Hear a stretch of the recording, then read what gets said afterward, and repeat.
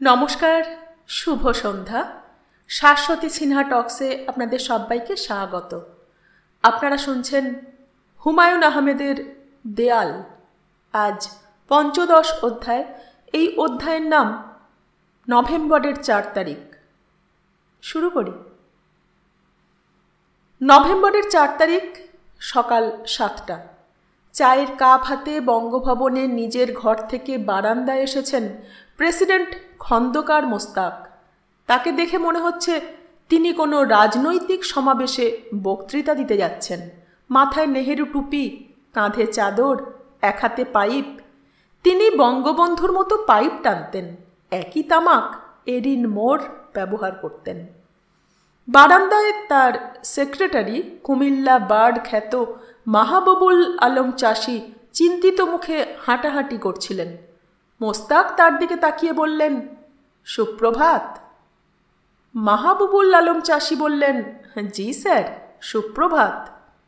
মোস্তাক চায়ের কাপে চুমুক দিয়ে হৃষ্ট গলায় বললেন, তুমি কি জানো একমাত্র আমি শেখ মুজিবুর রহমানকে তুমি করে বলতাম?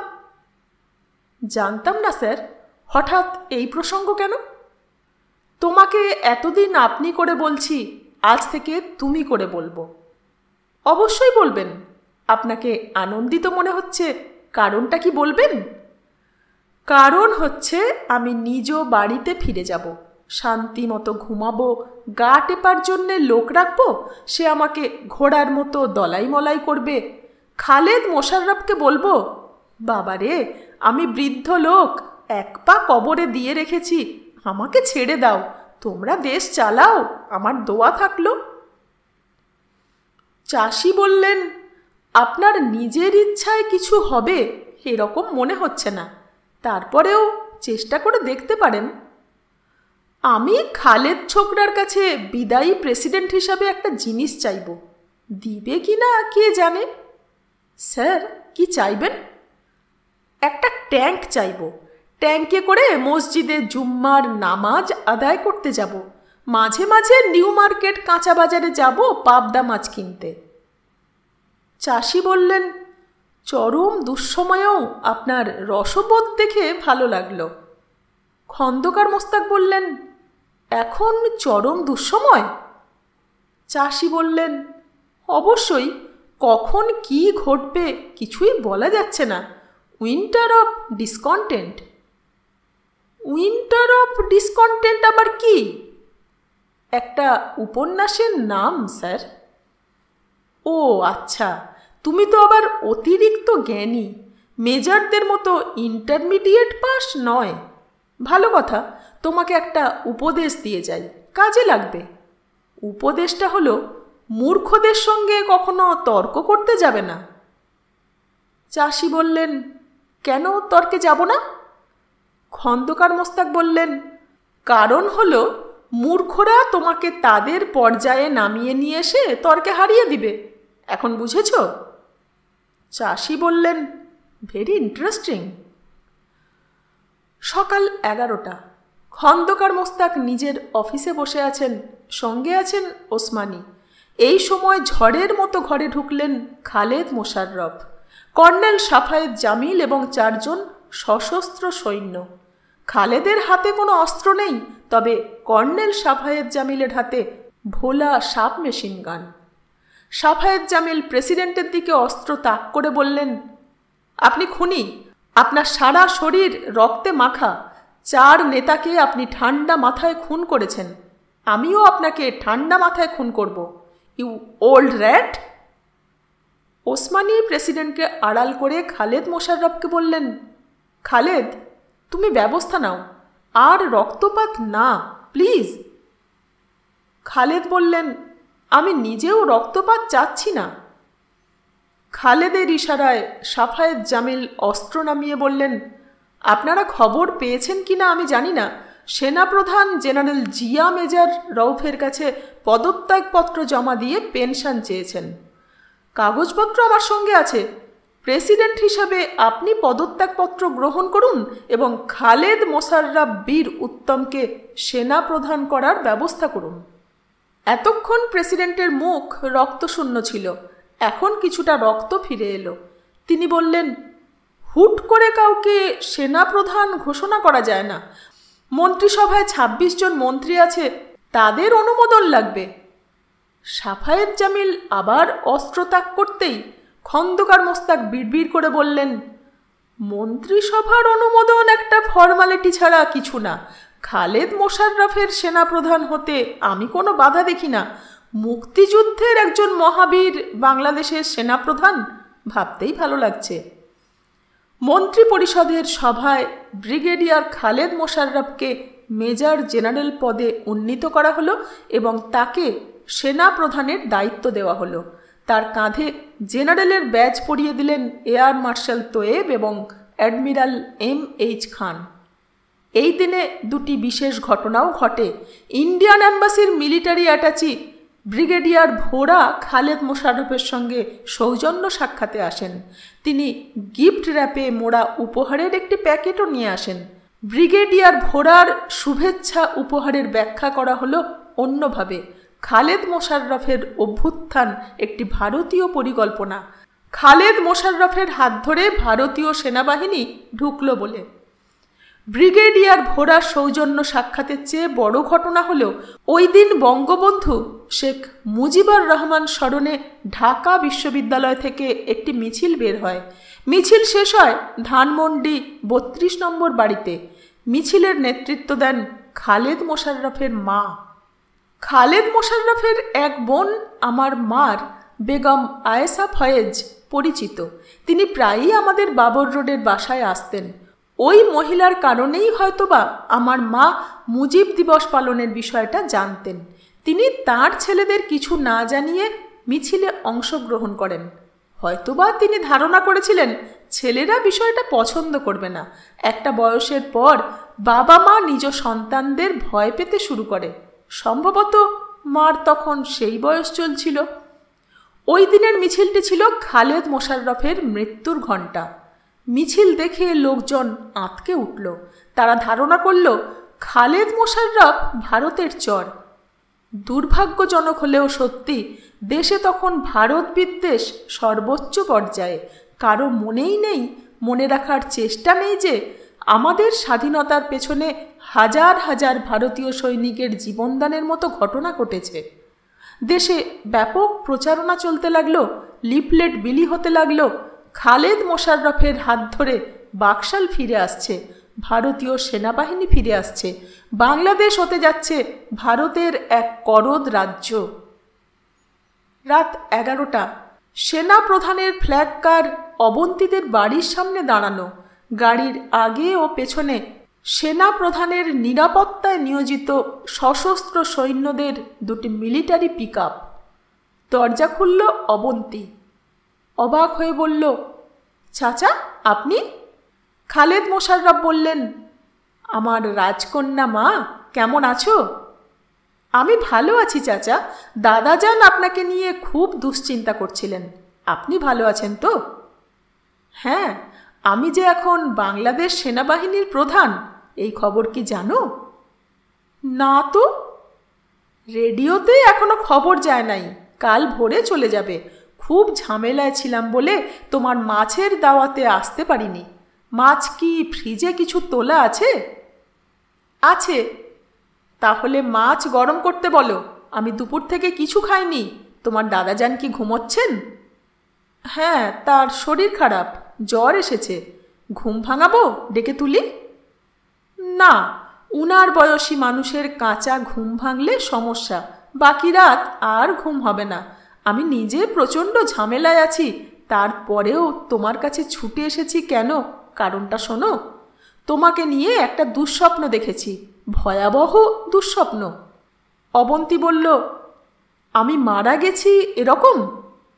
না, কারোর মৃত্যু দেখা তো ভালো স্বপ্ন। দিনের বেলা এক সময় এসে স্বপ্ন বলে যাব, তুমি সেইভাবে ব্যবস্থা নিও। আমি যা স্বপ্নে দেখি তাই হয়। খালেদ মোশাররফ আরাম করে মাছ খাচ্ছেন। তিনি আনন্দিত গলায় বললেন, আজকের খাওয়াটা আমার কাছে কেমন লাগছে জানতে চাও? চাই। মুক্তিযুদ্ধের সময় একবার 27 ঘন্টা পর প্রথম খাবার খাই। দরিদ্র এক কৃষক, নাম মিজান মিয়া। আমরা 7 জন ক্ষুধার্ত মানুষ। মিজান মিয়া খাবার দিল গরম ধোয়া ওঠা ভাত, মাসকলাইয়ের ডাল, পেঁয়াজ আর কাঁচা মরিচ। অমৃতও এত স্বাদ হবে বলে আমি মনে করি না। খাবারটা খেয়েছিলাম মে মাসের 9 তারিখে। ওই দিনটা আমি ঘোষণা করেছি মাসকলাই দিবস হিসাবে। ওই দিন রাতে তোমার চাচি আমার জন্যে মাসকলাইয়ের ডাল রান্না করে, মোটা চালের ভাত রান্না হয়। আমি তৃপ্তি করে মাটির শানকিতে খাই। তোমার আজকের রান্না ওই দিনের কথা মনে করিয়ে দিচ্ছে। নভেম্বরের 4 তারিখকে আমি পাঙ্গাস দিবস ঘোষণা করলাম। প্রতি বছর এই দিনে আমি পাঙ্গাস মাছ দিয়ে ভাত খাব। অবন্তী বলল, চাচা, আমি কি আপনাকে একটি অন্যায় অনুরোধ করতে পারি? পারো। আমার স্যার শফিক সাহেব জেল হাজত থেকে একটা চিঠি পাঠিয়েছেন। চিঠিটা পড়ে দেখুন। চিঠি পড়লেই হবে, আমি আলাদা করে কিছু বলবো না। খালেদ মোশাররফ বললেন, তোমার স্যার খুবই সাহসী মানুষ। 15ই আগস্টে একা মিছিল বের করে স্লোগান দিচ্ছিল, মুজিব হত্যার বিচার চাই। অবন্তী বিস্মিত হয়ে বলল, এই ঘটনা আমি জানতাম না তো। খালেদ মোশাররফ বললেন, সাহসী মানুষ আমি খুব পছন্দ করি। কেন জানো? আপনি নিজে সাহসী এই জন্যে? না, কারণ সাহসী মানুষেরা একবারই মারা যায়। ভীতুরা মৃত্যুর আগেই বহুবার মারা যায়। Cowards die many times before their death. বলো দেখি কার লাইন? শেক্সপিয়ার। খালেদ মোশাররফ শফিকের লেখা চিঠিটা ভুরু কুঁচকে পড়লেন। চিন্তিত গলায় বললেন, খুনের আসামিকে হুট করে জেল হাজত থেকে ছাড়িয়ে আনা যায় না।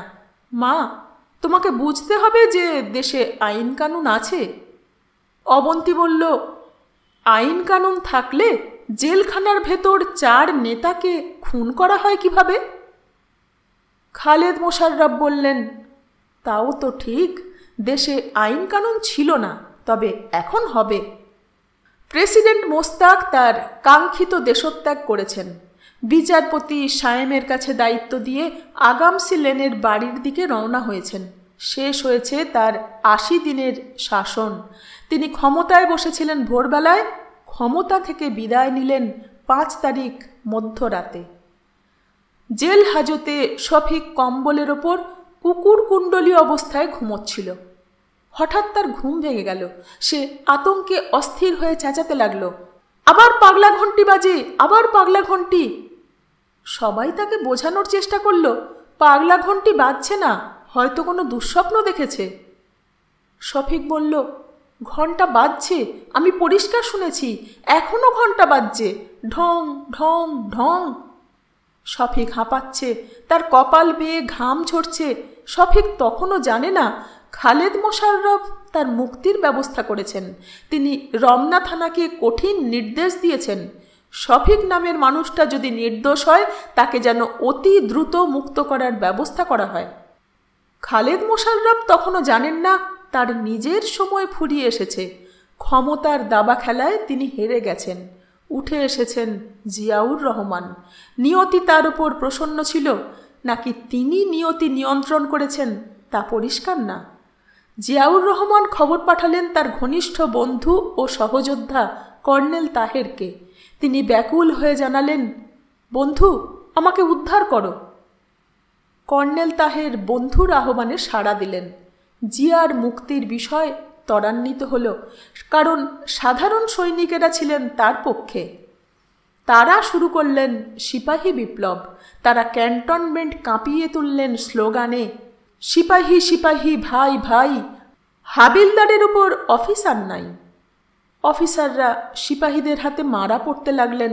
সেনাবাহিনীর শৃঙ্খলা সম্পূর্ণ ভেঙে গেল। সিপাহীদের হাত থেকে বাঁচার জন্যে অফিসাররা পালিয়ে বেড়াতে লাগলেন। 15 অধ্যায় এইটুকুই। শুরু করছি 16 অধ্যায়। এই অধ্যায়ের নাম 7ই নভেম্বরের ভোরবেলা। শুরু করি। 7ই নভেম্বরের ভোরবেলাটা অবন্তীর কাছে অন্যরকম মনে হলো। কথা নেই, বার্তা নেই, হঠাৎ ঝুম বৃষ্টি, দমকা হাওয়া, ঢাকা শহর ডুবিয়ে দেবে এমন অবস্থা। হঠাৎ আসা বৃষ্টি হঠাৎ থেমে গিয়ে ঝকঝকে রোদ উঠল। সেই রোদ ভেজা গাছের পাতায় কি সুন্দর করেই না মিশে যাচ্ছে। অবন্তী শব্দ করে বলল, বাহ! ঢাকার নীলাকাশে ঝকঝকে রোদ। প্রায় সঙ্গে সঙ্গেই সরফরাজ খান আতঙ্কিত গলায় বললেন, কে কথা বলে, কে? অবন্তী বলল, দাদাজান, আমি কথা বলেছি। সরফরাজ বললেন, তুই না, তোর গলা আমি চিনি, পুরুষের গলা। হারামজাদাটা এসেছে, আসা যাওয়া বন্ধ করতে হবে। He has no business here. বদের বাচ্চা বদ, মতলববাজ, মতলব নিয়ে ঘুরছে। দরজা খুলে সরফরাজ বের হলেন। এদিক ওদিক তাকাতে লাগলেন। চাপা গলায় বললেন, বদরা কই? অবন্তী বলল, কোন বদের কথা বলছো? হাফেজ জাহাঙ্গীর? সে আসেনি দাদাজান, আমি কথা বলছিলাম। তুমি আমার কথা শুনেছ। আমার ধারণা তোমার জ্বর বেড়েছে, জ্বরের ঘোরে মাথা এলোমেলো। যাও, শুয়ে থাকো। সরফরাজ খান বললেন, আমি পরিষ্কার বদরার গলা শুনলাম। ঢাকার আকাশে যুদ্ধ, এইসব হাবিজাবি কথা বলছে। হাবিজাবি কথা আমি বলছিলাম। আর দাদাজান শোনো, কথায় কথায় একজন মানুষকে বদ, বদের বাচ্চা এইসব বলবে না। বদকে বদ বলবো না? অবন্তী বলল, হাফেজ জাহাঙ্গীর আর যাই হোক, বদ না। তুই বুঝে ফেলেছিস? হ্যাঁ, বুঝে ফেলেছি। তুমি বিছানায় গিয়ে শোও, আমি মাথায় হাত বুলিয়ে দিচ্ছি। সরফরাজ খান ক্ষুব্ধ গলায় বললেন, আমার সেবা লাগবে না। তুই বদরার জন্যে তোর সেবা জমা করে রাখ। হাফেজ জাহাঙ্গীর এক বদ, আর তুই এক বদনি। অবন্তী বলল, ভালো বলেছ তো, বদ বদনি, মিস্টার অ্যান্ড মিসেস বদবদনি। সরফরাজ খান অবন্তীর মুখের ওপর শব্দ করে দরজা বন্ধ করলেন। অবন্তী মগ ভর্তি চা নিয়ে ছাদে চলে গেল। সুন্দর একটা সকাল নষ্ট হতে দেওয়া ঠিক না। ছাদের কামিনী গাছে গত রাতে ফুল ফুটেছে। ছাদ ভর্তি কামিনী ফুলের সুঘ্রাণ। মগে চুমুক দিয়ে অবন্তী বলল, বাহ, কি অদ্ভুত গন্ধ। বলতে বলতেই তার চোখে পড়ল হাফেজ জাহাঙ্গীর আসছেন। কাকতালীয় ব্যাপার তো বটেই। দাদাজান হাফেজ জাহাঙ্গীরের কথা বললেন, সঙ্গে সঙ্গেই তার দেখা পাওয়া গেল। কে বলবে কেন এত ঘন ঘন কাকতালীয় ব্যাপার ঘটে? হাফেজ জাহাঙ্গীরের হাতে বিশাল এক টিফিন ক্যারিয়ার। নিশ্চয়ই টিফিন ক্যারিয়ার ভর্তি উরসের খাবার। নভেম্বরের 6 তারিখ উরস হওয়ার কথা। অবন্তী নিচে নেমে এলো। হাফেজ জাহাঙ্গীর বললেন, কেমন আছো মায়মুনা? অবন্তী বলল, মায়মুনা কেমন আছে আমি জানি না, তবে আমি ভালো আছি। টিফিন ক্যারিয়ারে কি উরসের খাবার? খাবার না, সিন্নি, উরসের সিন্নি। দরজায় দাঁড়িয়ে আছেন কেন? ভেতরে আসুন। হাফেজ জাহাঙ্গীর বললেন, ঘরে ঢুকবো না, এখন চলে যাব। কিছুক্ষণ আগে ইশারা পেয়েছি আমার মা মারা গেছেন, তার নামাজে জানাজা পড়তে হবে। অবন্তী বলল, ইশারা কে দিল? আপনার পোষ জিন? জাহাঙ্গীর জবাব দিলেন না, ছোট্ট নিঃশ্বাস ফেললেন। ক্লান্ত গলায় বললেন, সিন্নিটা অজু করে খেও। জীবজন্তু পশু পাখিকে খেতে দিও না। তাদের কেন সিন্নি খেতে দেওয়া যাবে না? পশু পাখি জীবজন্তুকে খাওয়ানোর দায়িত্ব মানুষের না, এই দায়িত্ব আল্লাহ পাক নিজে নিয়েছেন। অবন্তী বলল, দরজায় দাঁড়িয়ে কতক্ষণ আর বকবক করবেন? ঘরে এসে বসুন, আমার সঙ্গে সকালের নাস্তা করুন। মায়মুনা, আমি রোজা রেখেছি। রোজা ভাঙুন? রোজা ভাঙব? হ্যাঁ। হাফেজ জাহাঙ্গীর হতভম্ব গলায় বললেন, আল্লাহ পাকের নামে যে রোজা রেখেছি তা তোমার কথায় ভাঙব? হ্যাঁ, সব মানুষের ভেতরেই আল্লাহ অবস্থান করেন, কাজেই আমার কথা এক অর্থে আল্লাহ পাকেরই কথা। জাহাঙ্গীর হতাশ গলায় বললেন, আমি রোজা ভাঙব, তবে তোমার কথা আল্লাহ পাকের কথা, এই ধরনের আলাপ আর করবে না। আচ্ছা, করব না।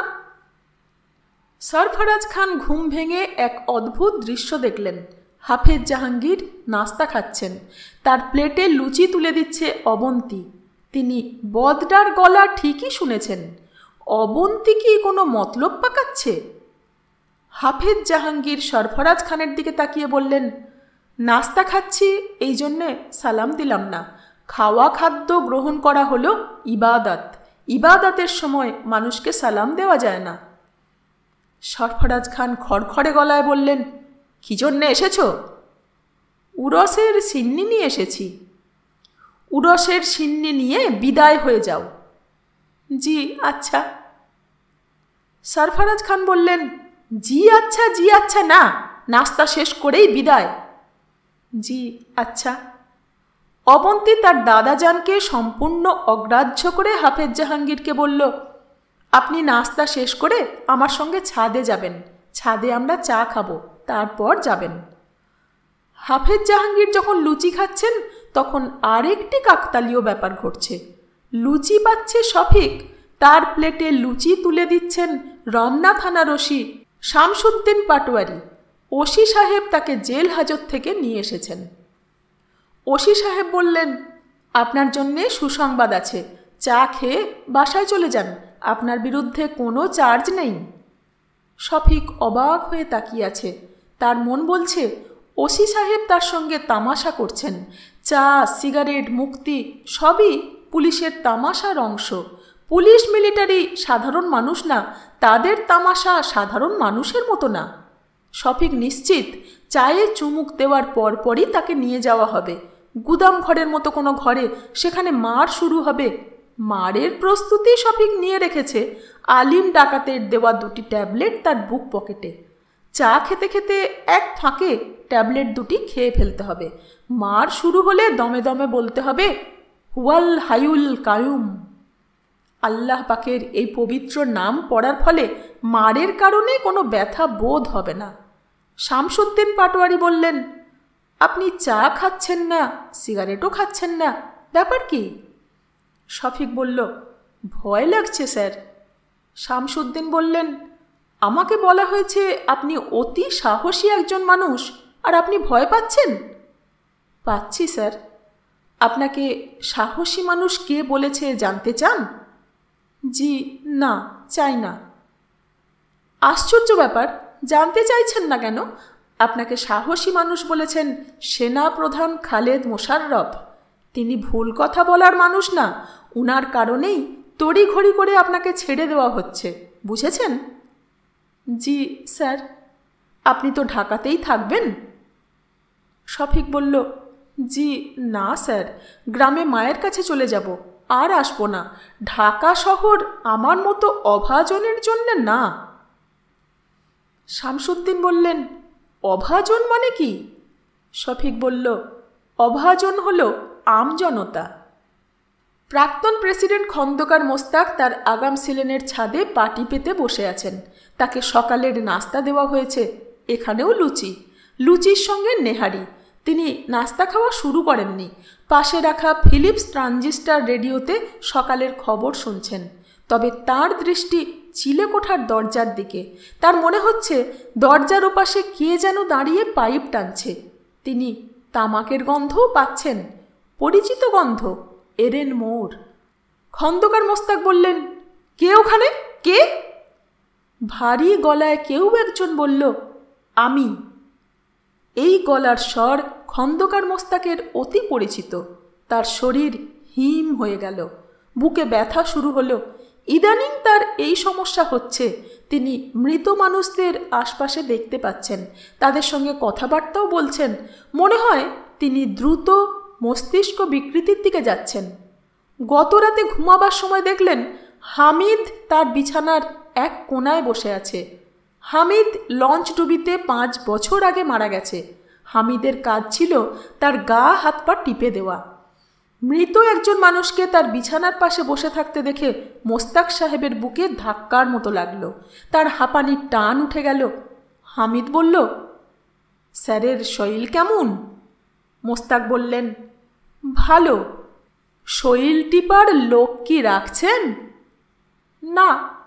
হামিদ বলল, আছেন আর অল্প কিছুদিন, শরীর টেপার লোক না হইলেও চলবে। হামিদের কথা শুনে মোস্তাক হতভম্ব।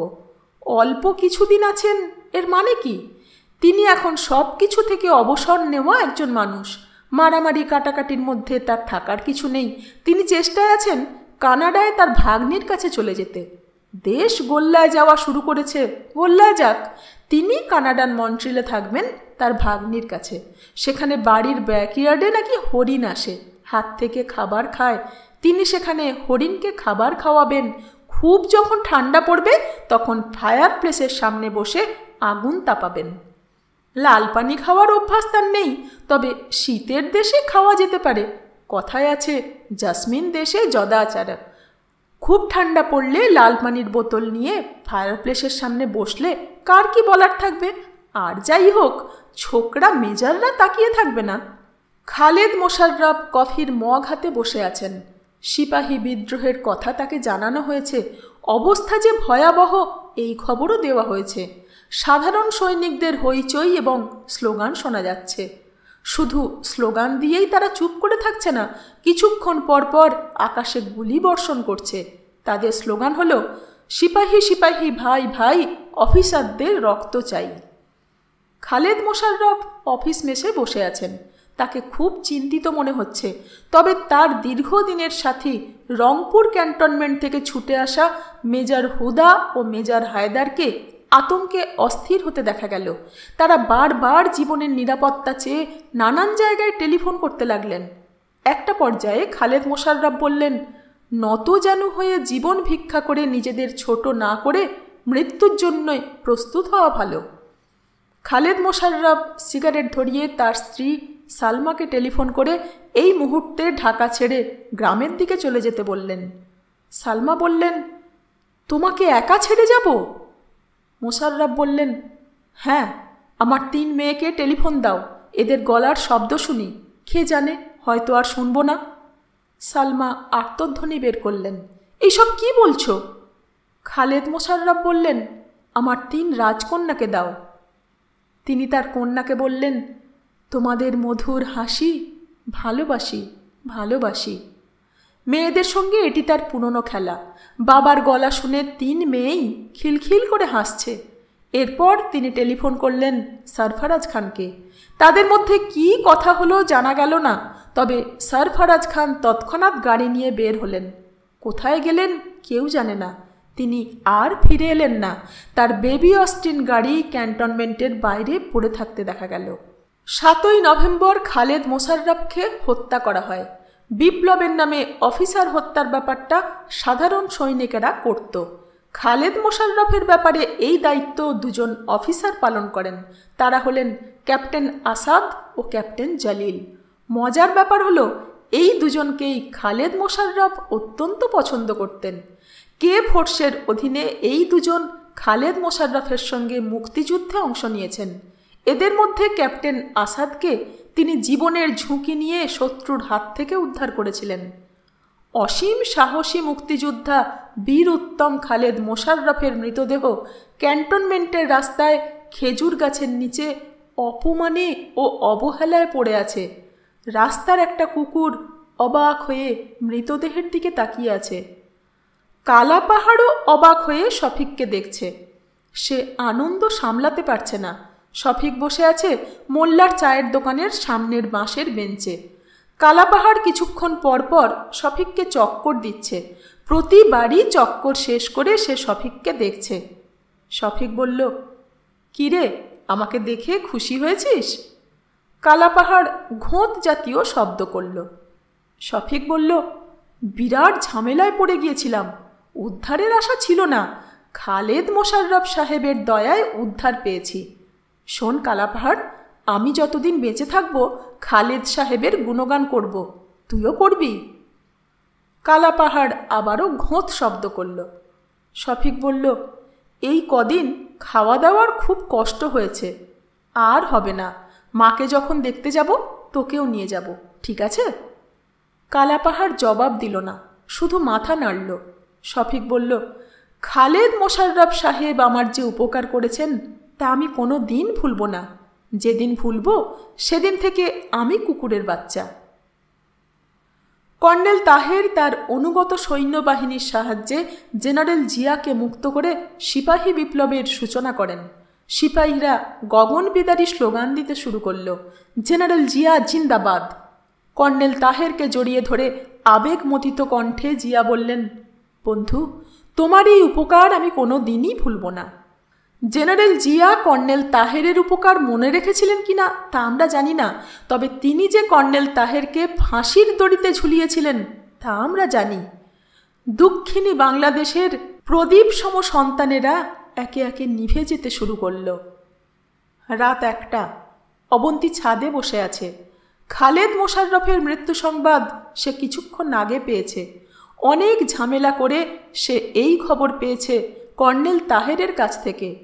কর্নেল তাহেরকে অবন্তী ভালো চেনে। খালেদ মোশাররফের সঙ্গে তিনি অবন্তীদের বাড়িতে 2 বার এসেছেন।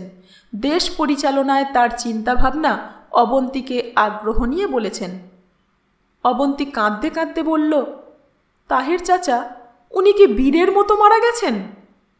কর্নেল তাহের বললেন, হ্যাঁ, তিনি মেজর হুদাকে বলেছিলেন সাধারণ সৈনিকেরা কিছুক্ষণের মধ্যেই আমাদের হত্যা করবে, তাদের কাছে জীবন ভিক্ষা করে নিজেকে ছোট করবে না, মৃত্যুর জন্যে তৈরি হও, নাও একটা সিগারেট খাও। তাকে যখন গুলি করা হয় তখন তিনি নির্বিকার ভঙ্গিতেই সিগারেট টানছিলেন। অবন্তী মা, কাঁদবে না, be a brave girl. Khaled মোশাররফের ধ্যান ধারণা আমার পছন্দ না রাষ্ট্র ক্ষমতা দখল করা, তারপরেও সাহসী মানুষ হিসেবে আমি তাকে শ্রদ্ধা করি। অবন্তী তার দাদাজানের অপেক্ষায় পুরো রাত ছাদে জেগে কাটালো। ভোর রাতে সে অদ্ভুত এক দৃশ্য দেখল। সেই দৃশ্যের কথা পরে বিস্তারিত বলা হবে। আপাতত ষোড়শ অধ্যায় এইটুকুই। সঙ্গে থাকবেন। ধন্যবাদ।